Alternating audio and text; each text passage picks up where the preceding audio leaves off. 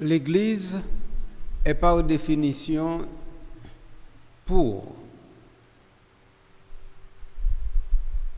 c'est-à-dire hyper humone, selon l'expression grecque, c'est-à-dire pour nous.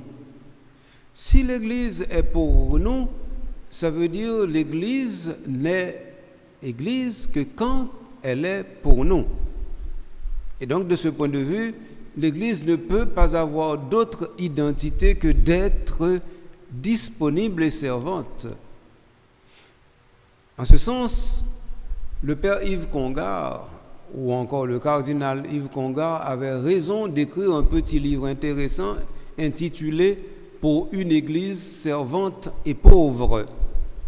Bien entendu, tout le monde était d'accord que l'Église, dans sa constitution systématique et sacrée, l'Église est servante, comme Marie est servante du Seigneur. Mais on ne s'était pas toujours entendu pour que l'Église soit l'Église pauvre.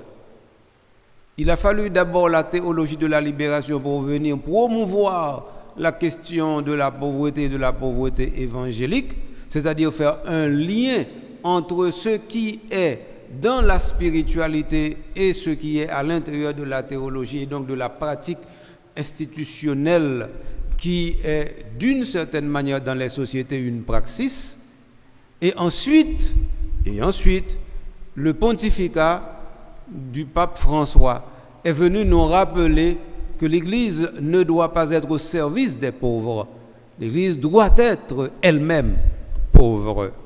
Et qu'effectivement, avoir une Église servante des pauvres n'est pas la même chose qu'une Église servante et pauvre. Voilà un peu la chose.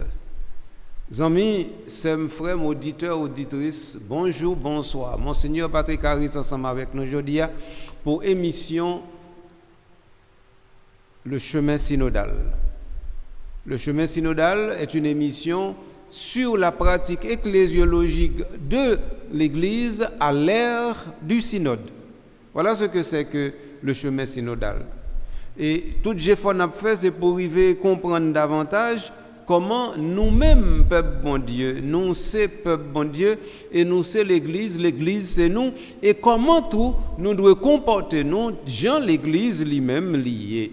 Donc ça veut dire l'Église pas gagne l'autre façon pour lier que Jean bon Dieu voulait l'Église là.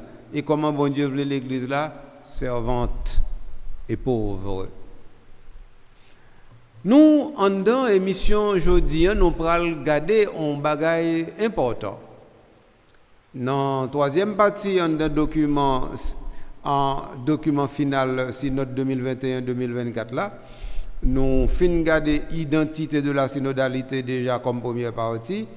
Ensuite, nous tous ensemble, nous à l'intérieur de la barque, c'est la deuxième partie. Et puis, troisième partie, c'est jeter le filet ensemble, c'est la nouille. Et maman causé qui en dedans, jeter le filet, c'est la question du discernement. C'est-à-dire la question de décision ensemble. C'est ça. D'abord, on a parlé de discernement au niveau synodal. Au niveau synodal, on a parlé de discernement, il n'y a pas uniquement une technique, un modèle, une pratique, une méthode. C'est ça, justement, discernement. Discernement, c'est une spiritualité, c'est un mode de présence, c'est un mode d'action, c'est un mode de réalisation de soi à l'intérieur de l'Église. De ce point de vue, le discernement n'est pas un patrimoine jésuitique. Ce ne sont pas les jésuites qui nous ont appris le discernement. Le discernement a toujours été à l'intérieur de l'Église. Cependant, les jésuites nous ont apporté un petit plus à l'intérieur de ce processus et ils ont mis le discernement à l'intérieur de leur pratique ecclésiologique, pratique spirituelle et pratique communautaire. Et c'est en ce sens justement que les jésuites nous ont rendu un service important parce que normalement ils ont rapatrié pour nous à l'intérieur de l'Église ce que nous aurions voulu ou laisser à l'extérieur de l'Église. Alors voilà, donc dans l'émission aujourd'hui, nous allons continuer avec réalité discernement, mais nous allons regarder sous angle synodalité et instance de participation. Autrement dit, instance de participation, c'est eux-mêmes qui permettent de nous comprendre comment discernement la batterie. Parce que ce n'est pas tout de réunir les gens ensemble, de parler avec les gens, de dire aux gens, bon, vous avez le droit de parler, de voter, et puis maintenant, ça s'arrête là. Non, pas du tout. De toute façon, ça notait dans l'émission avant, c'est que effectivement, là nous finissons décider ensemble, bagaille n'est pas fini. Nous avons, par exemple, une responsabilité pour nous rendre compte. Ensuite, pour nous évaluer et rendre compte et évaluer dans quoi? Dans la transparence. Nous avons ça déjà. Donc, nous allons prolonger, toujours à l'intérieur de jeter le filet, nous allons prolonger la réalité ça à travers les instances de participation. Donc, nos instances de participation, c'est eux-mêmes qui disent tout bon vrai. En fait, c'est un cercle. Là, nous regardons des instances de participation, nous à l'intérieur d'un cercle. Effectivement, qu'est-ce qui arrive? C'est que, en considérant la réalité fondamentale, à savoir que nous, peuple de Dieu, nous sommes toujours en marche. Donc, nous avons toujours la responsabilité de nous donner la main. Et donc, à partir de ce moment, celui qui marche tout seul ne peut pas dire qu'il est en train de faire l'église synodale. Celui qui veut marcher tout seul n'est pas dans la dynamique de l'église synodale. C'est celui qui risque la marche commune avec l'autre, bien que ce soit difficile, bien que ce soit ralentissant, bien que ce soit à l'intérieur d'un processus qui normalement ne permet pas de clarification du but du chemin, mais on choisit de faire ce pari, on prend ce risque. Donc, ça veut dire marcher ensemble comme membres et comme église synodale demande d'une certaine manière du courage. Parce qu'effectivement, lorsque l'autre ne veut pas donner la main, et lorsque, par exemple, vous pourriez ne pas vouloir donner la main non plus, lorsque nous sommes dans une situation de méfiance réciproque, de réticence réciproque, à partir de ce moment, se donner la main pour construire l'église synodale devient une quasi-impossibilité. Or, c'est cela justement qu'il faut savoir dépasser pour aller plus loin. C'est cela qu'il faut dépasser pour pouvoir dire effectivement que l'Esprit est avec nous, œuvre avec nous, nous fait travailler ensemble et nous conduit sur les chemins de la régularisation de l'institutionnalisation de l'Église et en même temps nous permet de saisir que nous avons à prendre la même direction et nous n'aurons pas à atteindre le but en bande déréglée. C'est ensemble que nous atteindrons tout cela. Alors donc, dans l'émission aujourd'hui, nous allons essayer de garder la réalité ça tout de suite là qu'on y a. Nous allons prendre une petite pause, venons tout de suite continuer parce que je pense que nous sommes prêts vraiment pour nous faire part ça aujourd'hui. Parce que c'est un bagage estimé qui est très important pour nous. Par exemple, nous-mêmes, pères, évêques, diacres, religieux, religieuses, et puis tout le monde qui formait l'immense peuple de Dieu, l'immense peuple des laïcs, eh bien, écoutez, on a parlé de participation, et participation, on a parlé. En fin de compte, il y a un problème avec le mot participation pour un pile monde. Un pile monde pense que l'on a parlé de participation veut dire moi gain bail là non mais moi et puis moi larguer un petit morceau bail l'autre là et puis me dit on mettre pour un petit bout dans ça. Et pas comme ça non? Non? Il pas jamais comme ça non? Là on a parlé de participation, on a parlé de en réalité essentiellement eschatologique. On a parlé en réalité essentiellement ecclésiologique et eschatologique. Ecclésiologique dans le sens où l'Église n'est pas l'Église de celui-ci ou de celle-là. Même si vous arrivez dans une zone non communauté, on dit sans monsieur, sans un tel, sans pas gain l'Église. mais ce n'est pas eux-mêmes qui l'église, ce n'est pas eux qui convocateurs de l'église, ce n'est pas eux qui fait tout le monde rassembler. Ça veut dire capacité moins qu'a gagner ou même ou qu'a gagner pour dire venez et venons sembler ensemble, capacité ça lui obéit directement à une convocation originelle qui sortit directement de la part du Seigneur. Donc si le Seigneur ne convoque pas, il n'y a pas d'église. Seul le Seigneur doit convoquer. Et donc à partir de ce moment, nous pouvons convoquer parce que nous pouvons prendre la parole du Seigneur pour dire voici que le Seigneur me demande, comme ma participation à sa tâche, de convoquer son peuple. Donc je ne suis pas le maître de ce peuple, le Seigneur demeure toujours le maître de son peuple. Et il me donne mission, quand il me donne mission, de convoquer son peuple. Et à partir de ce moment, moi-même, je participe et je ne fais pas participer, j'invite les autres à jouer leur propre participation, c'est-à-dire à être participants de la nature fondamentale, de la nature essentielle de l'Église.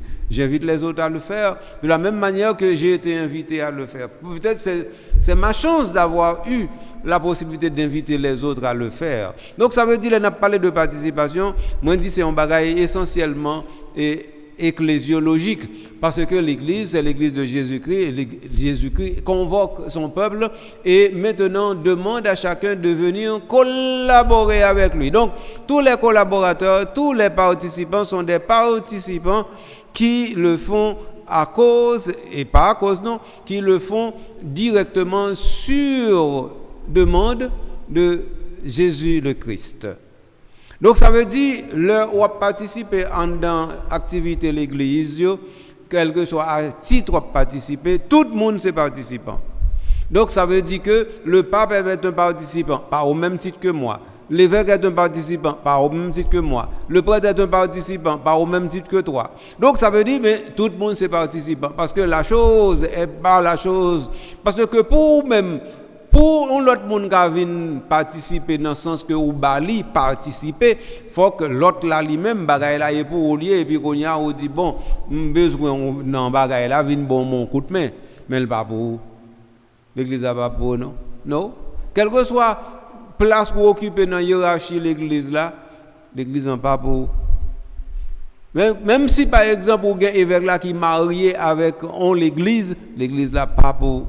L'église là c'est l'église de Jésus-Christ. Ça faut nous toujours songer, faut nous pas oublier, faut nous prendre sans nous pour nous pas oublier. Donc voilà pour le volet ecclésiologique. Mais il y a aussi le volet eschatologique dans la participation.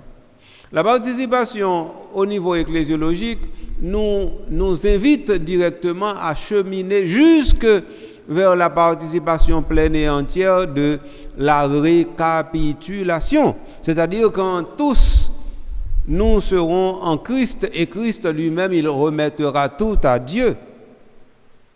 Il remettra tout à Dieu, voilà, c'est ça, oui. Donc ça veut dire que la participation, en fin de compte, in fine, c'est vraiment entrer dans le cœur de Dieu pour être en lui, définitivement, totalement, éternellement. Donc la participation obéit à tout cela. Donc voilà, sommes avec Frère Mio, clarification d'emblée, moi fait pour nous. Quand nous avons regardé ça, texte dit nous, pour nous capables plus ou moins commenter et qu'on côté nous parler. Pas oublier nous dans processus dans chapitre dans partie 3 qui parle nous en pile de discernement et qu'on y a là un aspect nous garder synodalité et structure de participation. Les structures ou bien les instances de participation ont toujours existé à l'intérieur de l'Église. Pas oublier ça. De nombreuses instances participatives sont prévues par le droit canonique. Ça, c'est un constat. Pour le droit latin, synode diocésain, conseil presbytéral, conseil pastoral diocésain, conseil pastoral de paroisse, conseil diocésain ou paroissial pour les affaires économiques. Ça aussi, structure de participation. Pour le droit oriental, nous avons assemblée de l'éparchie, assemblée de l'éparchie pour les affaires économiques, conseil presbytéral, conseil pastoral de l'éparchie, conseil paroissial. Ces instances contribuent aux prises de décision et doivent aussi rendre des comptes. Encore faut-il qu'elles soient efficaces, qu'une attention soit réellement portée aux personnes qui les constituent, à leur représentativité, âge, sexe, conditions sociales, au mandat de ces personnes. Voilà. Donc, qui ça veut dire nous là? Il dit nous que l'Église essentiellement comme structure participative. Et ça veut dire nous là. Pas l'autre bail, non?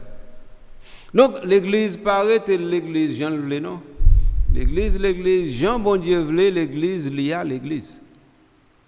Quand le monde qui pas aimer ça comme ça, mais il s'est trouvé c'est comme ça lié, et c'est comme ça lié pour le bon, parce que de toute façon, on est dans qui point nous t'a situé nous pour nous penser, nous puis qu'on est passé bon Dieu.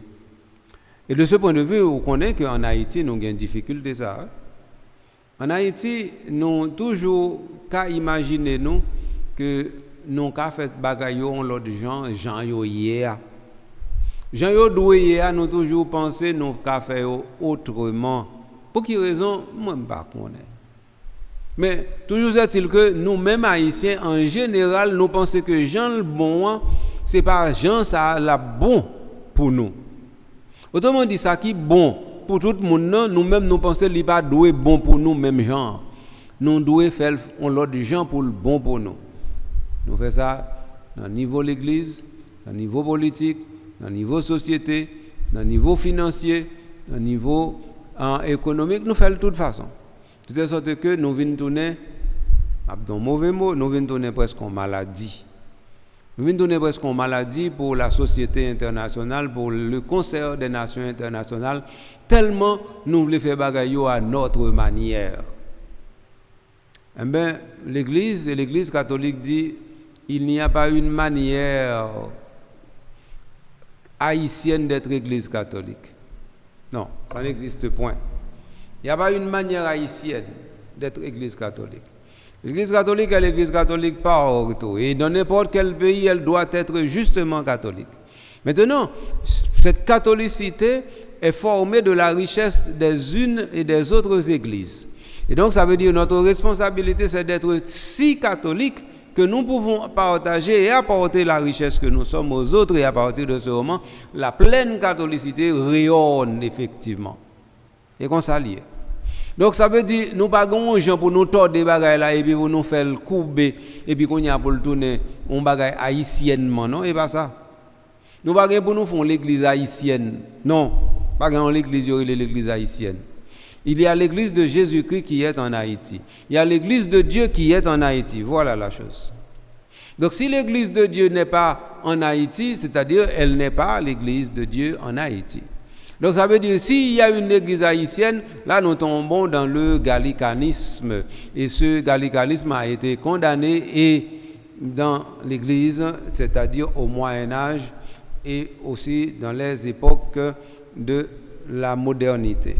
Donc c'est pas dans ça nous y est. Nous pas entrer dans ça. Nous pas doué entrer dans ça. Donc ça veut dire que l'église a une structure. Structure ça yo pas faite jodi a yo là au long des âges que yo prend forme, yo prend consistance, yo viennent des entités stables.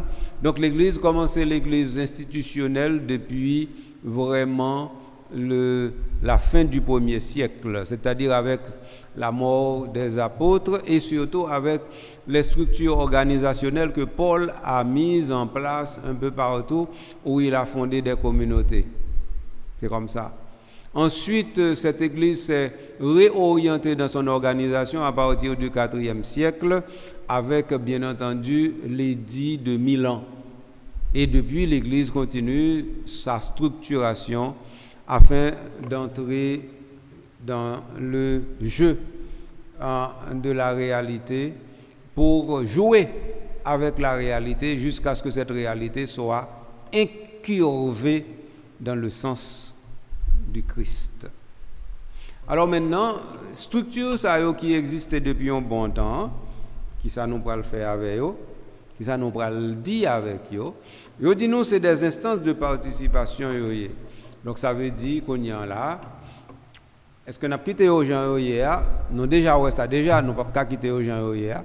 D'ailleurs, nous déjà dit ça tout et le document final le prévoit. On va remanier le code de droit canonique en fonction de tout cela. Bien entendu, je ne sais pas à quel niveau on en est directement avec le nouveau pontificat, le pontificat du pape Léon. Certainement, les travaux qui sont en cours continuent. Et les travaux, il y a aussi les 10 questions que le pape François avait données à travailler par une commission théologique spéciale. Et puis, bien entendu, l'horizon de 2028 qui nous permet de regarder comment le synode va être mis en fonction au fur et à mesure à l'intérieur des communautés paroissiales, des communautés diocésaines, des communautés régionales et, en fin de compte, au niveau de toute l'Église universelle. C'est ça cause AI. Donc ça veut dire que à l'horizon de 2028, nous gagnons une bonne bagaille qui doit passer à l'intérieur de l'Église. On a parlé de l'Église synodale. Ça veut dire que nous obligés d'entrer directement pour nous en l'Église, puis évangélique, puis pauvre, puis servante. Trois bagailles ça est fondamental pour nous parler de l'Église synodale, puis évangélique, puis servante, puis pauvre. Donc, ça veut dire, l'église qui est pauvre, c'est l'église qui vient plus riche. Voilà, et ça veut dire, oui. Parce que l'aile plus pauvre, ça veut dire les plus disponibles, les plus ouverts. Et donc, ça veut dire les plus riches, et les plus riches pour bon Dieu, et les plus riches de Dieu aussi. Et donc, à partir de ce moment, c'est cette église-là qui peut enrichir le monde. C'est l'église-là qui peut devenir effectivement une référence pour le monde. Sinon, cette église sera justement à côté du monde, et bien faisant presque tout ce que fait le monde. Et ce serait une mauvaise chose, une très mauvaise chose, que notre Église soit une Église qui copie les bêtises du monde, une Église qui fait les mêmes erreurs que le monde. Ce serait une vraie bévue, de vraies bêtises. Et nous ne pouvons pas nous assujettir à ce genre de réalité. Alors, maintenant, on nous dit les structures qui existent et qui doivent être au service de la synodalité. Et ça, je te le dis nous là. Et donc, ça veut dire le discernement nous permet de regarder cela et d'aller dans cette direction-là. Alors, bon, pour le droit latin, c'est-à-dire le code de droit canonique et puis la structuration canonique latine, eh bien, nous avons le synode diocésain, le conseil presbytéral, le conseil pastoral diocésain, ensuite conseil pastoral de paroisse, conseil diocésain ou pastoral pour les affaires économiques. Alors, on cite ici un certain nombre de structures que nous connaissons et qui existent déjà. Mais c'est-à-dire qu'on n'a pas parlé, on parle des conseils en général, parce qu'il s'agit effectivement de structures de participation. Par exemple, collège des consulteurs, lui-même, il n'est pas un conseil, c'est un collège. Et ces collèges-là, ils ont un rôle plus fondamental, plus important, à l'autre niveau. Parce que le collège des consulteurs peut éventuellement devenir le lieu de l'exercice du pouvoir quand il y a vacances, du pouvoir, c'est-à-dire de la responsabilité administrative du diocèse, par exemple, quand il y a vacances. Ça peut dépendre des circonstances, des réalités et vraiment de ce que nous avons ou de ce que nous n'avons pas. Voilà comment la chose se présente. Alors, donc, nous comptons pour nous clarifier ces éléments pour nous, de façon pour nous saisir radicalement qui côté nous sortir, qui côté nous pour aller, comment nous devons faire pas qui est important. Donc, alors, au niveau de l'Église latine, nous avons le synode diocésain. Synode diocésain. Ça lié. Synode. Mais au lieu de le faire au niveau général, donc on il fait au niveau de diocèse. N'importe diocèse qui a fait synode, n'importe lequel. Il suffit que lui trouve son besoin pastoral, son besoin ecclésiologique, et que lui gagne moyen pour ça. Là, nous parlons de moyens. Ordinairement, nous toujours pensons moyen veut dire l'argent. C'est pas vrai, non? Gon bonne bagaille, trois cas bagaille n'a fait dans l'église sans l'argent nous fait oui. Trois cas bagaille. Donc par exemple Pour on peut faire confession, c'est pas l'argent le besoin en premier, non. Pour on peut prêcher, c'est pas l'argent le besoin en premier, non. Donc a dit bon, mon CRS par contre ça l'a dit parce que il pas connaît que prêcher veut dire en bonne implication et implication ça yo normalement yo va demander des beaux. Oui, qu'a dit par contre ça m'a dit ce point ça. Mais de toute façon, si nous les Jean nous dit, ça veut dire moi me pas comment l'église a commencé. M'ba à qui l'argent l'église a commencé non. M'ba qui ça apporte te non mais comme richesse pour te commencer non. Moi me quoi de préférence c'est ça livre avec des apôtres montrer nous et ban nous et mettez devant nous. C'est que les messieurs ont senti que yo pas peur encore yo sorti dans la rue et puis yo prêché, yo parlé, yo dit mais côté salut mais dans quelle direction pour nous tout le monde doit aller et ça moi yo faire. Donc ça veut dire qu'on y a vous voulez dire que ça monsieur apôtre te fait nous-mêmes nous va pas faire le jeudi et ça vous voulez dire vous voulez dire que monsieur apôtre yo même c'était prêcher ou t'a prêché jeudi nous-mêmes nous va arrêter nous lever nous prêcher même Jean tout et ça vous voulez dire moi non en tout cas là on a parlé de synode diocésain nous comprenons que un diocèse doit retrouver nos situations côté il doit faire un remue-ménage. Ça veut dire qu'il doit mettre bagay pour le brasser de façon pour bagay qui pas clair capable venir clair pour mettre les points sur les i pour reformater ça qui besoin reformater et puis à partir de ça pour yo dit tête bon n'a reparti à neuf mais repartir à neuf c'est toujours faire une seule chose repartir du Christ. Voilà, pas autre chose. Donc si on repart du Christ, eh bien un synode peut nous permettre de faire cela. Un synode à l'intérieur d'un diocèse. Bon, bien entendu, en Haïti, ce sont des pratiques que nous n'avons pas. Nous avons organisé des symposia pendant un temps déterminé.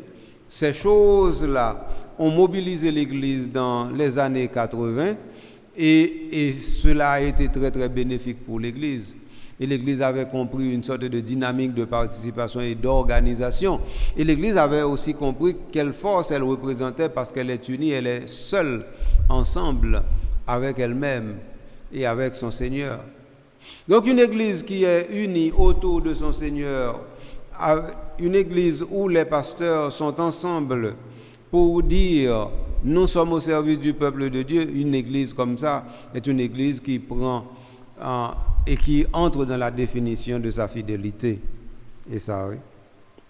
Donc, pour moi-même, c'est comme sa situation lui-même lui présenter. Bien entendu, me parler de conseil de synode diocésain comme structure qui permettent que nous sommes capables de continuer le travail discernement, nous pour aller continuer reste analyse là à partir de l'autre structure qui est en place. Mais en attendant, nous prenons une petite pause et nous tournons tout de suite pour nous capables de continuer avec belle émission ça n'a pas offrir là.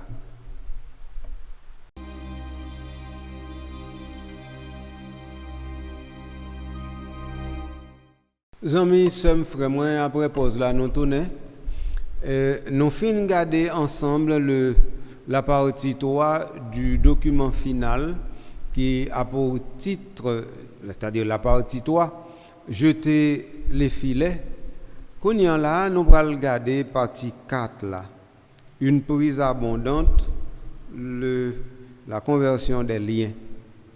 Nous allons regarder ça. L'important pour nous entrer directement dans toute architecture, représentation de comment mise en fonction en lui-même est possible. Donc là nous finissons d'identifier exactement qui sa synodalité est, lui permettre de nous comprendre un bagage simple, c'est que synodalité c'est marcher ensemble, donc ça veut dire nous ensemble. Et ensemble non, c'est que normalement nous comme en dedans à l'intérieur d'un vaisseau. Eh bien c'est pourquoi le titre de la deuxième partie a été dans la barque ensemble. Parce que l'Église a toujours été comparée à la barque, à une barque. C'est ça, oui. Et pas la barque de Pierre, non, la barque de Jésus-Christ. Et comme ça, toujours. Bien. Maintenant, une fois que ça lui paraît devant nous comme ça, donc ensemble dans la barque, marcher ensemble, et puis maintenant nous nous comparons à l'intérieur d'une barque, eh bien nous travaillons ensemble avec le filet. Parce que nous sommes tous des pêcheurs. Comme nous sommes tous des pêcheurs, donc ça veut dire que nous avons à travailler avec les filets. Donc notre responsabilité est de jeter le filet. Donc nous avons jeté le filet ensemble. Et une chose fondamentale dans cette partie, c'était exactement le discernement. C'est-à-dire parce que normalement, il s'agit de décider ensemble. Il s'agit d'aller ensemble. Et puisqu'il ne s'agit pas de se laisser distancer, ou bien encore, il y a tiré l'autre et puis il n'y a pas qu'avancer dans la cohésion et dans l'unité. Donc à partir de ce moment, le discernement va être toujours la chose même qui va organiser la nef, c'est-à-dire l'église comme barque. Et maintenant, après nous finissons de faire parcours ça, nous entrons dans la 4e partie, une prise abondante, la conversion des liens. Donc c'est un bail extrêmement important, puisque nous avons jeté le filet, donc maintenant il faut récolter ce que nous avons, ce que normalement nous avons trouvé dans les filets. Qu'est-ce que le filet va avoir? C'est-à-dire nous qui avons jeté le filet, c'est à nous aussi de le ramener sur le rivage ou encore à l'intérieur de la barque.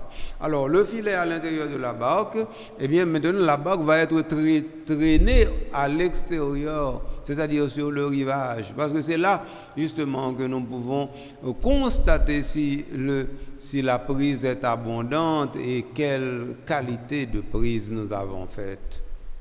Donc alors, le titre de la 4e partie, une prise abondante, il déjà dit nous qui qualité de travail qui était faite.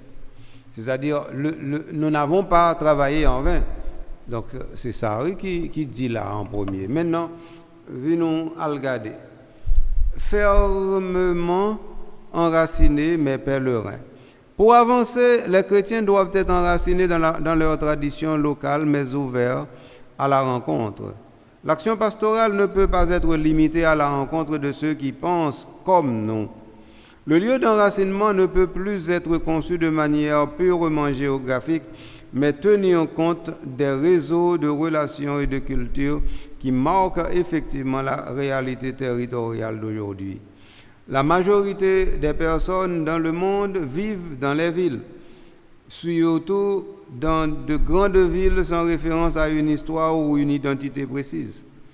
La mission dans ces lieux demande une grande créativité pastorale avec de nouvelles formes d'attention pastorale. Les réfugiés et les migrants sont très présents dans ces villes et dans nos communautés, ce qui nécessite aussi une attention pastorale particulière. La culture numérique, particulièrement développée chez les jeunes, change profondément le rapport au temps et à l'espace, influençant les activités quotidiennes, leur communication, leurs relations interpersonnelles et même leur foi. Cette culture n'empêche pas l'isolement, les manipulations politiques et les polarisations. Nous devons encourager les chrétiens qui s'investissent dans le monde numérique pour les aider à voir comment ils créent des liens d'appartenance en favorisant la rencontre et le dialogue. De ce point de vue, nous avons tout causé pour nous en partie. Nous rendons compte que les a parlé de conversion des lieux ou conversion des liens. Il y a un bagage fondamental là pour nous songer. L'Église n'est pas à la remorque du temps. Et pas tant qu'à traîner l'Église là derrière parce que normalement, il y a un remorquage, et bien, il y a une machine qui le monde là, et puis il y a un remorque. Et puis il prend l'église là, il attache là-dedans, la traîne derrière. Il va pas bon, non? Il va pas marcher comme ça. Nous pas dit que l'église est obligée à traîner le monde là derrière, non? Nous pas dit ça non plus. Mais nous dit que ce serait une très mauvaise attitude, une très mauvaise compréhension de l'évangile que de penser que l'église doit être à la remorque du monde. Non. l'Église ne doit pas être remorquée. Je le dis. Donc, l'Église doit être une Église qui est consciente de sa mission, et cette mission est une mission vocation. Et cette mission vocation, elle n'est pas semblable aux autres missions que les hommes et les femmes du monde, de la politique, de la finance, se donnent. Il y a même bagaille. Donc l'Église ne peut pas poursuivre même bagaille avec la société. Il faut que ça soit clair. Et donc ça veut dire que si l'Église est à la remorque du monde, ça veut dire que l'Église a perdu spécificité. Et à partir de ce moment, l'Église, il n'y a pas l'Église encore. Si tu as un monde qui traîne dans l'autre d'elle, l'Église a pour traîner le monde dans elle, parce que l'Église là, il y a un bagage qui a offert que le monde n'a pas offert du tout.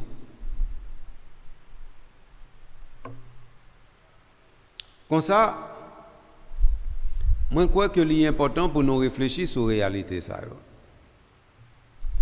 Alors, une prise abondante, le livre dit que l'Église est ouverte sur l'infini et l'horizon du monde.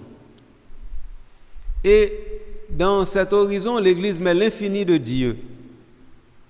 L'infini de Dieu est présent à l'intérieur du monde par l'intermédiaire de l'Église qui ouvre le monde pour qu'il reçoive son Dieu et son Seigneur. Donc l'Église a la responsabilité de dire au monde que tu n'es pas ton propre Seigneur. Le Seigneur qui est Seigneur est le Seigneur de l'Église. Le Seigneur de l'Église est aussi le Seigneur du monde. Voilà la responsabilité de l'Église. Donc si l'Église n'a pas fait ça, eh bien l'Église pas l'Église. Et donc de ce point de vue, nous comprenons que l'Église n'est pas pour le marcher derrière le monde là. Si oui me dit, si tu as un monde pour qui marcher derrière l'autre, c'est le monde là pour marcher derrière l'Église, parce que l'Église là lui-même lui promet la vie éternelle. Lui gagner ce qu'il faut pour aider tout le monde à joindre la vie éternelle, ce que le monde ne peut pas offrir. Le monde peut offrir ce qu'il a et ce qu'il peut obtenir. L'Église n'a pas les facultés ni les moyens pour procurer la vie éternelle au monde. Le monde n'a pas, le monde que je dis, le monde n'a pas les moyens qu'il faut pour procurer le bonheur éternel à lui-même, c'est-à-dire au monde. Donc ça veut dire que c'est l'Église qui a fait ça. Et donc ça veut dire qu'on y a ainsi monde l'en livré la vie qui ne peut pas finir, il faut monde l'en coller sous l'Église. Mais attention, si monde l'en coller sous l'Église, ce n'est pas pour l'Église déteindre sous monde l'en non, ni pour monde l'en déteindre sous l'Église non, il n'y a pas de fait. Parce que le monde doit rester monde et l'Église doit rester l'Église. Si une déteint sous l'autre, ça veut dire une perd identité avec spécificité. Non, l'Église doit rester l'Église et le monde doit rester monde. C'est comme monde que justement Dieu va sauver par l'intermédiaire de l'Église. Donc, c'est-à-dire, Dieu ne veut pas que le monde devienne Église. Et l'Église n'a pas à devenir monde.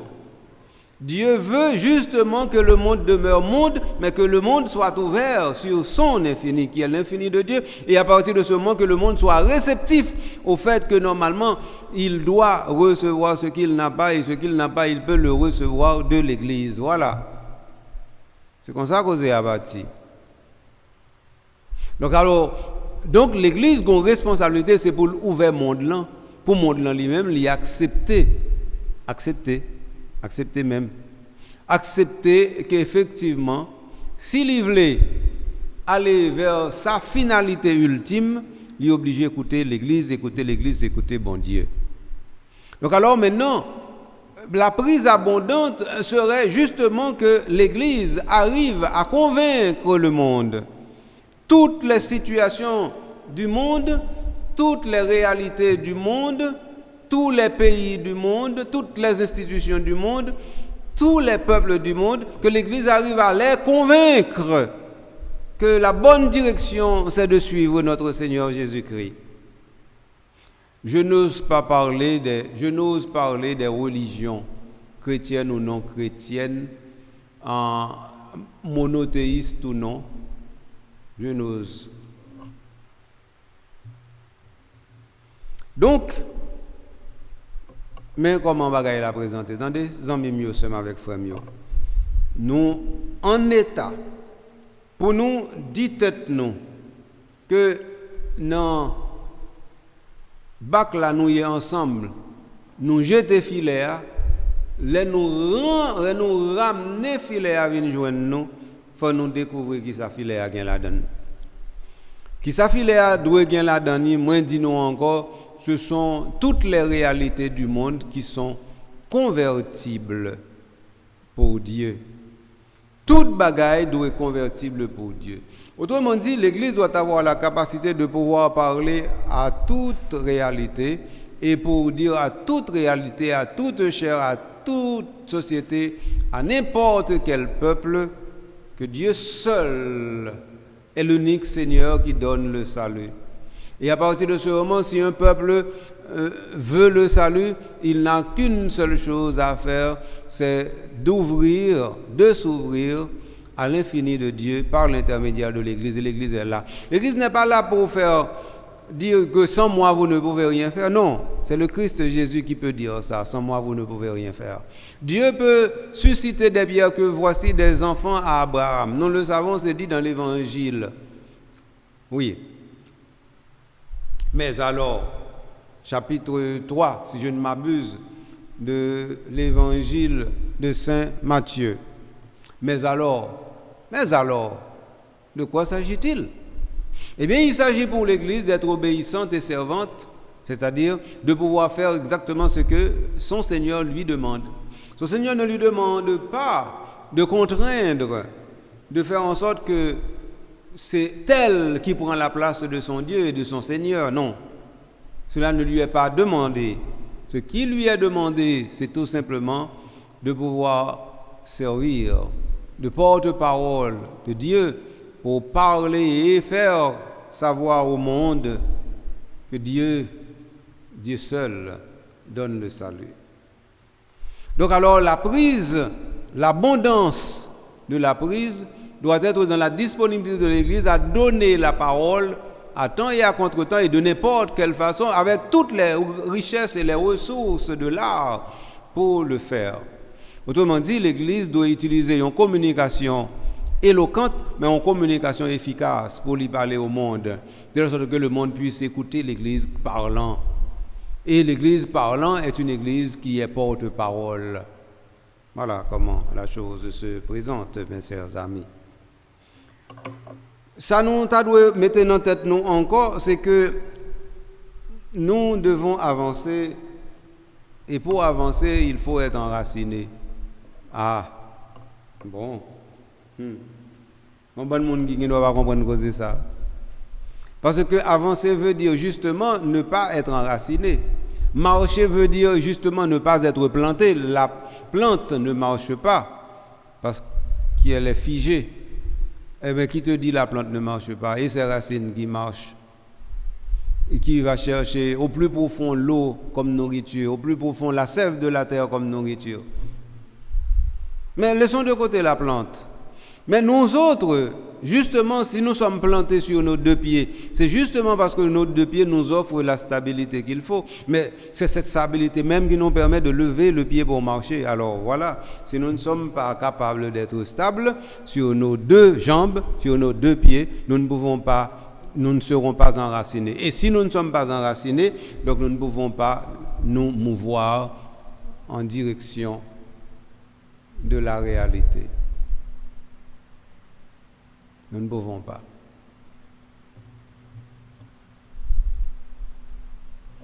Zambim sommes frère moi, mais comment bagaille a présenté là? Il va présenter autrement non. Donc, ça veut dire que pour avancer, nous devons être enracinés et nous devons être ouverts. Voilà la chose. Voilà ce que nous avons à faire.